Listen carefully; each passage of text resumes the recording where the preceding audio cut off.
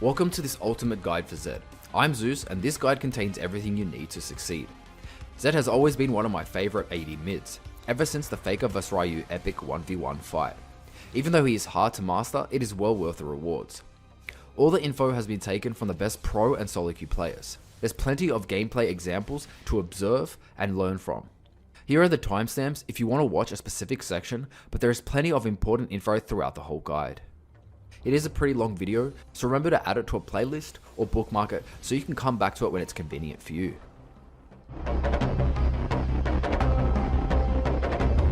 Zed's passive, Contempt for the Weak, deals 6 to 10% of targets' max HP through basic attacks when they are below 50% HP. This is perfect for assassinating and finishing off fights. His Q, Razor Shuriken, is a skill shot that throws a blade forward, dealing 80 damage. It is reduced to 60% damage after the first target hit. Before we mention W, let's look at his E, Shadow Slash, which does 80 damage in a small circle around him. Now his W, Living Shadow, creates a shadow clone of Zed on the first cast, which cannot move, but you can activate your Q and E. If he casts W again, he will swap to the shadow location and another shadow will take his place. This means you can now cast 2 Qs and 2 Es. And if you hit an enemy with the Shadow E, they are slowed. As a melee champ, this makes W great for long range poke, gap closing, and escapes. Every enemy hit by his E reduces the cooldown of W by 2 seconds. Finally, his ultimate, Death Mark, is what truly provokes fear into enemies. First cast on a target, Zed will vanish for less than a second, appearing behind an enemy and spawning a shadow in his place that lasts 6 seconds. Once the target has been marked, for the next 3 seconds, Zed can move through units and all damage dealt within this time will be stored and then a percentage will be detonated. Aura does 25% of all damage dealt on its pop at level 1, 40% at level 2, and 55% when it's fully leveled. You can cast it again half a second after your first cast to swap places with the shadow. With your W plus R shadow spawned, you can activate 3 Qs and Es at once, and we'll cover how to use these abilities optimally in combos. As for leveling abilities, you want to max Q first, E second, and W last. Always put a point in R when you can. The most optimal rune taken on Zed is Electrocute. This rune fits into his burst and assassin playstyle. Attacking enemies with autos or abilities 3 times within 3 seconds activates some extra damage. It can be procced in lane safely with a W plus E and landing 2 Qs, or if you can't land the 2 Qs, a single Q plus an auto. Hail of Blades isn't exactly optimal, but it can still work. With extra attack speed, Zed can not only get in more autos while the target is death marked, he can get that extra damage from his very important auto passive. I would rarely recommend this rune, as Electrocute is way more consistent in lane since it won't be easy to simply get into melee range and auto most mid laners.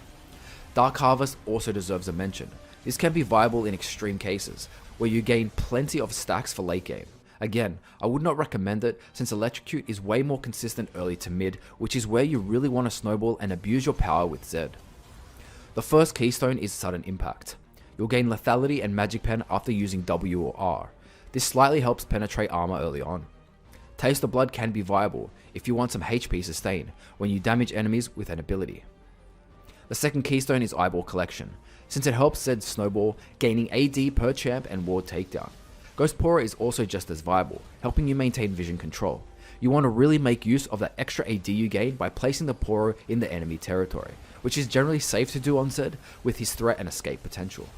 The final keystone in Domination is a close call between Ravenous Hunter and Ultimate Hunter.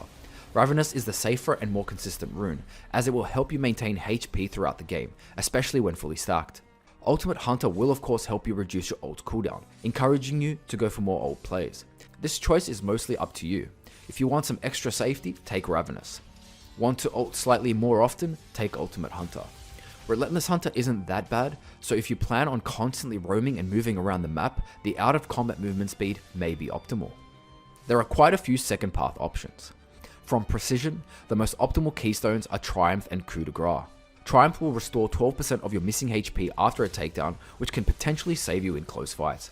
The extra 20 gold isn't much, but it can stack up in those huge killfest games. Coup de Grace helps Zed deal 7% more damage to enemies below 40% HP, perfect for his assassin playstyle. You'll even gain some extra AD for a few seconds after a takedown. I wouldn't really recommend any other keystones from Precision. From Sorcery, there are a few options. Nullifying Orb can help you against some AP champs, but you can always buy a Hex Drinker. Nimbus Cloak is viable.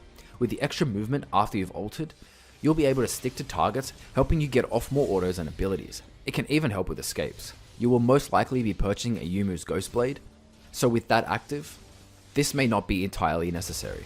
Transcendence is another option. Apart from providing 10 CDR at level 10, it will turn excess CDR into AD. This can actually work pretty well with Zed since he does build a lot of CDR items, and you can check the item sections for more info. Absolute Focus is also viable, and I would recommend you take Taste of Blood plus Ravenous to help you maintain above 70% HP to make use of the AD you gain from this keystone. Scorch for that extra damage from your poke in lane, and Gathering Storm for that huge AD spike late game. From Inspiration, Magical Footwear is cost effective if you can sacrifice the movement speed early on. Cosmic Insight is viable as Zed makes use of all the CDR stats this provides. And finally, from Resolve, Bone Plating can help reduce damage in those heavy poke lanes. Overgrowth will help you gain some extra permanent HP, and Demolish is great, especially since Zed has great split pushing potential.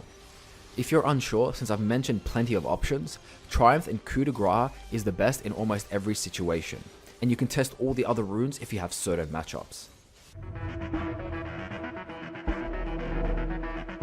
The safest start for Zed is a Longsword plus 3 H-pots.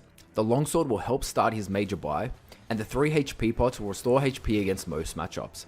If your laner is a low threat, take a refillable potion as it's extremely cost effective. A Serrated Dirk is a great first back item, but in some cases you want to rush Hex Drinker since it provides a magic shield when you're low HP. With a Serrated Dirk, you'll want to build either into Duskblade or Yumu's Ghostblade. You want to buy both of these eventually, but the order is up to you. Duskblade offers more burst potential, applying a slow and extra damage on your next auto. It also allows you to disable wards and dominate vision control. Yumu's Ghostblade, same AD and CDR with 3 less lethality, has a movement speed active buff, helping you gap close against certain enemies. The out of combat movement speed can help with roams. Again, it doesn't really matter which order, so pick the first one depending on your situation. As for second tier boots, Merc Treads will help you mostly against AP champs, but the Tenacity will be effective against CC stacked teams, as CC will be the main obstacle for Zed when going for kills. Ninja Tabis are better for heavy AD teams. The reduced damage from autos is useful, especially against ADCs. Mob Boots is less favourable, but it's still viable, assuming you want to constantly roam and move around the map. You'll be much squishier with these boots, but they're a little cheaper.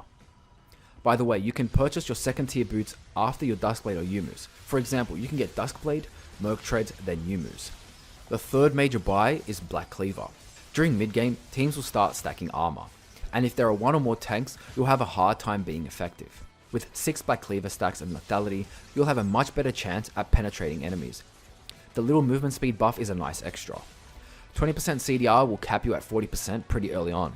If tanks aren't a problem, Edge of Night is a great option. The Night Fuel active, which blocks the next enemy ability, may help Zed ignore some hard CC and increase his chance of popping a squishy champ. You want to finish off your Maw if you purchase the Hex Drinker.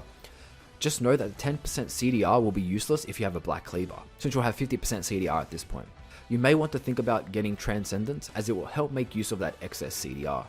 Guardian Angel is best for those mid to late game teamfights, as the chance of dying is high. But with this GA passive, you'll revive, and as long as you have your team for backup, you can finish off fights.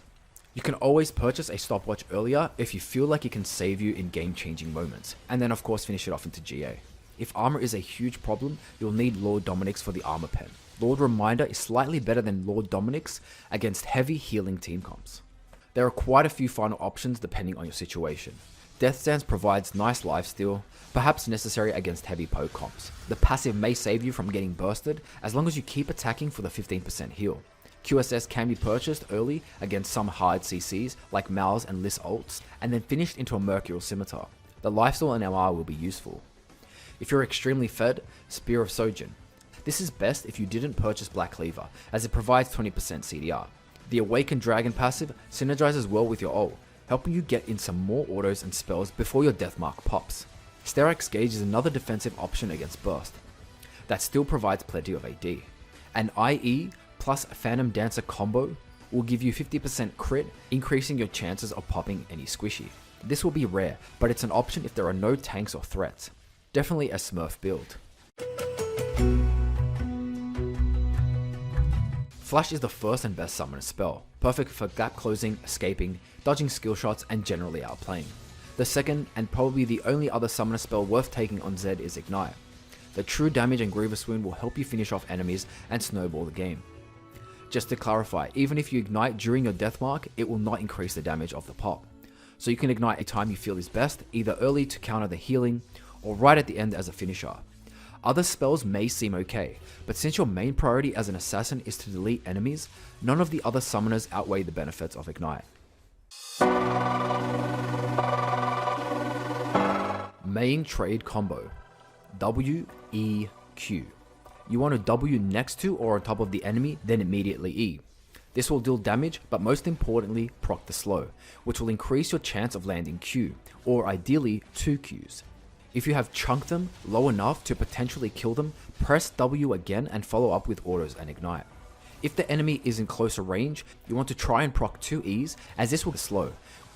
And of course your 2 Qs for optimal damage, as well as the elect proc and follow up with autos.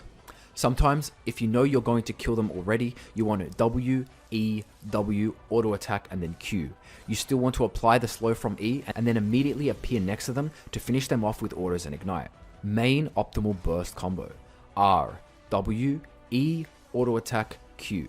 Firstly, this combo assumes you are in deathmark range, so you don't need to use your W to gap close.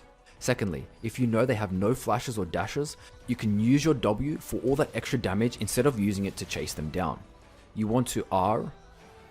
Once you've appeared, create a W clone next to the champ, preferably right behind where you think they'll run. E immediately, auto attack since he will be slowed and within your melee range. Then aim to hit the triple Q Shuriken blades for insane burst damage. With this much damage, you can even one-shot tankier champs. Remember to follow up with as many autos as you can get off. And the main combo with a gap closer. W to gap close, R, E, auto attack, Q. This will probably be the most common situation since squishy champs will rarely let you get close to them. Same as the previous combo, but you will sacrifice damage as you will use your W as a gap closer, so you will potentially lose an extra Q. With both of these combos mentioned, remember to return to R if you need to escape for safety or even outplay more enemies. Now juking is a bit of a mental game, and with a lot of experience you'll be able to pull off some clean jukes that will probably save your life and waste the enemy's time. So let's just go over some basics. With W and Deathmark active, Zed has some insane juking potential. A basic juke involves using your W in the opposite direction that you are walking towards. If the enemy decides to chase you, simply swap to your clone. Use it over walls, which will make it impossible for champs without dashes to chase you. Be careful with the range, as once the indicator turns red, you may no longer swap. Your Deathmark has similar potential. You can ult enemies over walls, so use this as a gap closer as well. Although you cannot choose the specific target you want to appear like W, the range on R to swap places with your clone is infinite. As you increase your confidence with Zed, you can play extremely aggressive in lane, even provoke the enemy jungler to come and gank you. You'll be able to use walls and river brushes, wasting the enemy jungler's time and helping you soak up pressure away from your team. Let's first go over specific tips for Zed's abilities, then cover general strategy to give you an advantage. Your passive is extremely important for damage output. Try to get out as many autos before your death mark, as well as using it to finish off enemies. Your Q is going to be your main ability for last hitting minions and poke in lane. It's a skinny skill shot with a slight delay, so it may take time to consistently hit enemies in lane.